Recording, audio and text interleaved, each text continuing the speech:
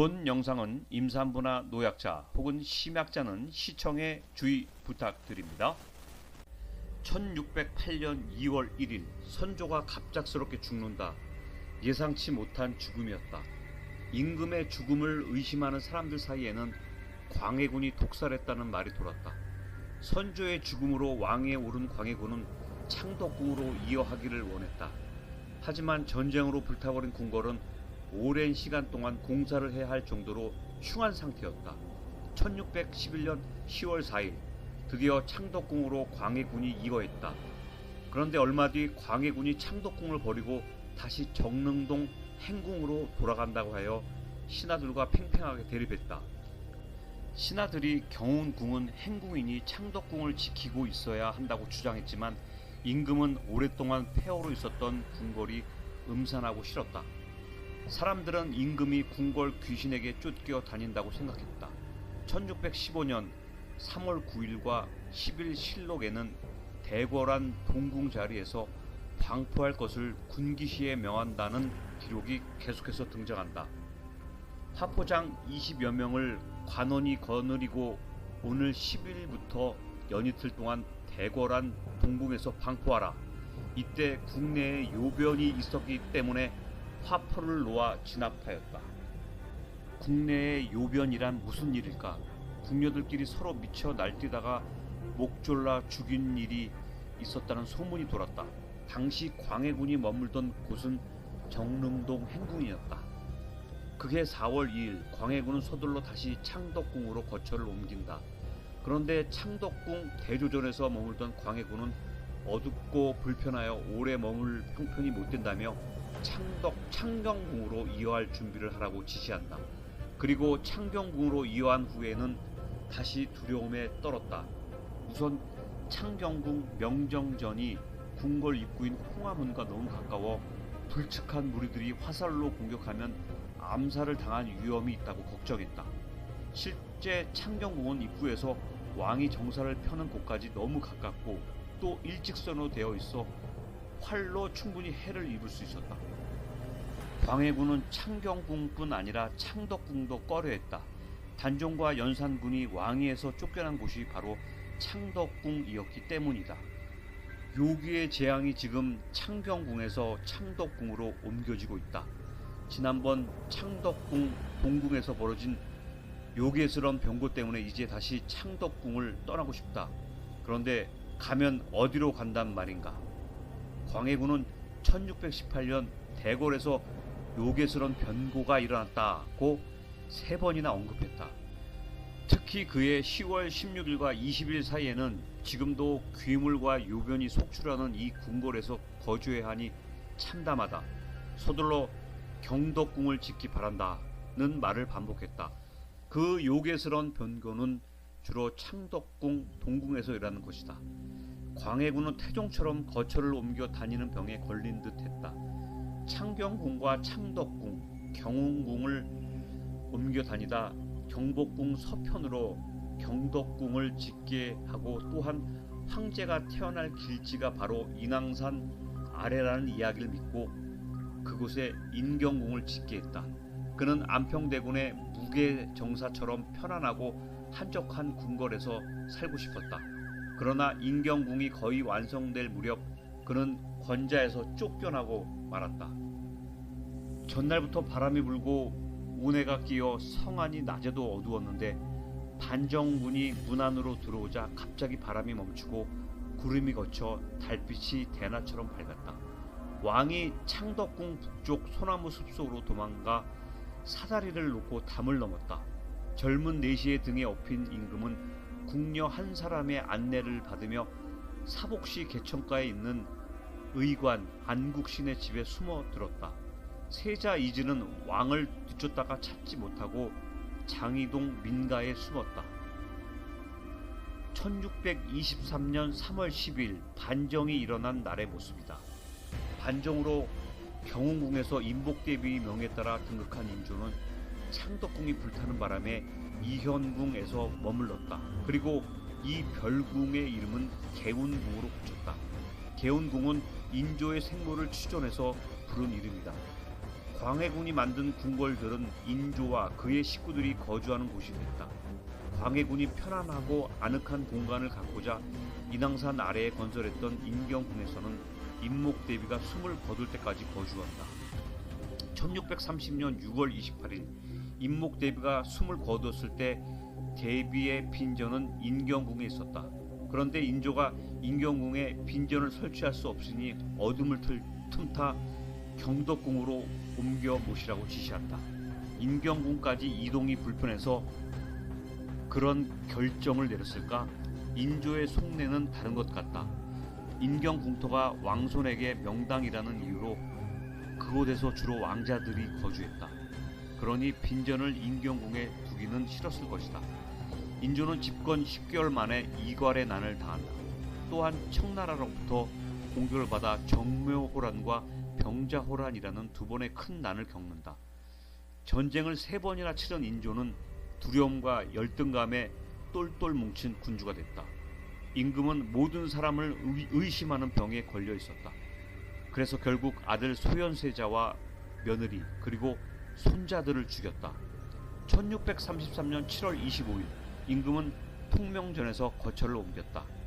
창덕궁에서 유일하게 남은 정전인 인정전에 벼락이 치고 기둥 4개가 부러지는 화를 당하자 신하들이 서둘러 임금의 거처를 창경궁에서 가장 넓은 전각인 통명전으로 옮긴 것이다. 궁궐 기둥이 벼락에 부러지면 임금이 급사한다는 속설이 있었지만 다행히 인조는 침을 맞고 완쾌됐다. 인조는 오랫동안 창경궁 통명전과 양화당을 오가며 기거했다. 그 해에는 궁궐 토목공사가 유난히 많았다. 대비와 왕자들이 거처하던 인경궁은 너무 넓고 화려하다는 이유로 전각의 지붕들이 일부 뜯어다 창덕궁 궁궐 조성에 쓰기도 했다. 1635년 12월 5일 왕비가 대군을 생산했는데 그날 대군이 바로 죽었다. 그리고 왕비 역시 나흘 뒤 산신청이던 창경궁 여휘당에서 숨을 거두었다. 그 여인이 바로 인조의 첫째 부이며 한중 겸 딸인 인열왕후다. 갑작스럽게 죽은 왕비의 한 때문일까? 죽은 뒤 대렴을 마치고 시신을 제궁에 안치했는데 제궁 뚜껑에 틈이 생기는 이변이 일어났다. 1639년 가을 임금은 창경궁 양화당에서 이형익에게 침을 맞고 있었다.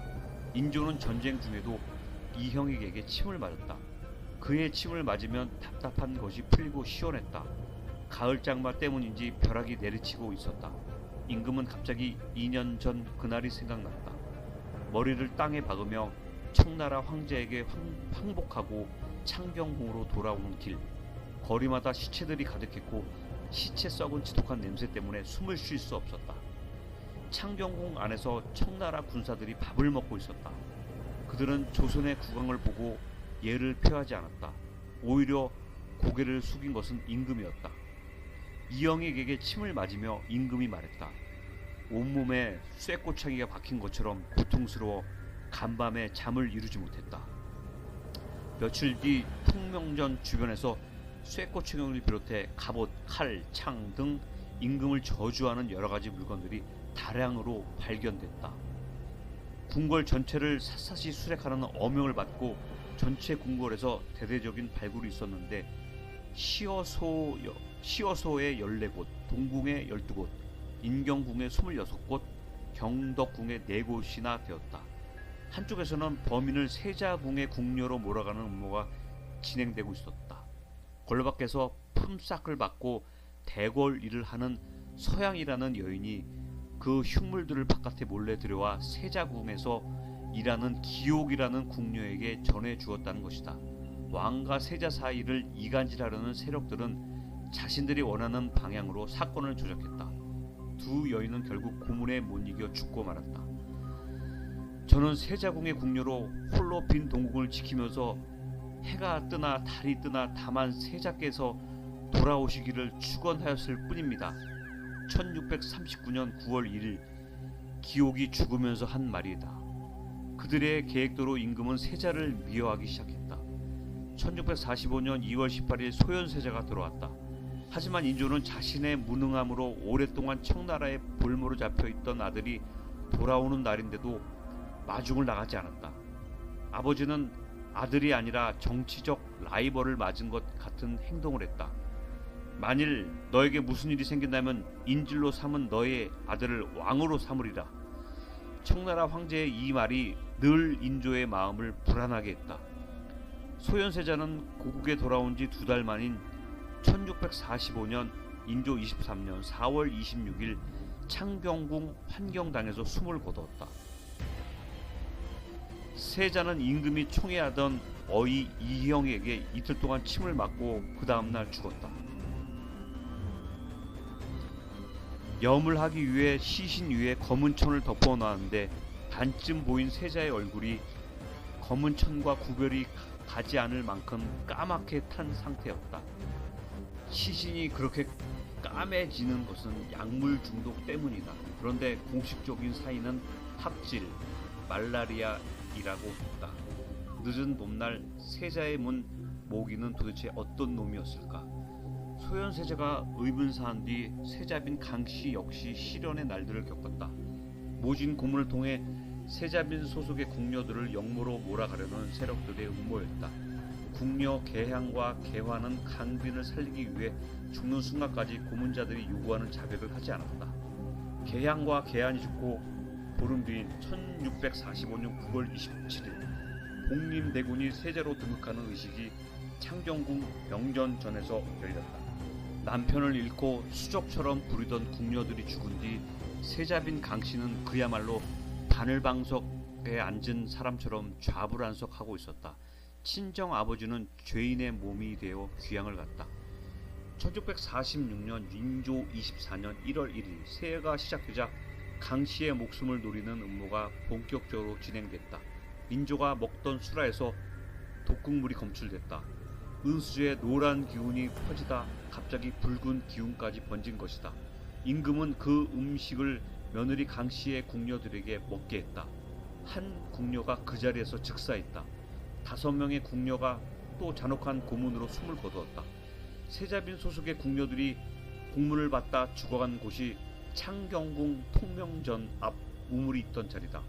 마지막 관역인 강씨에게 죽음의 그림자가 드리워졌다. 1646년 3월 15일 검은 가마 하나가 늦은 밤 선인문을 급하게 빠져나가고 있었다.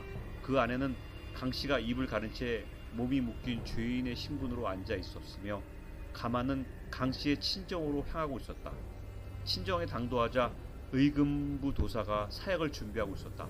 강씨는 사발을 들고 하늘을 한번 올려다 보았다. 보름달이 환하게 자신을 비추고 있었다. 사약 사발을 단숨에 비운 강씨는 아랫배부터 올라오는 독기운을 참기 위해 입을 꾹 다물었다.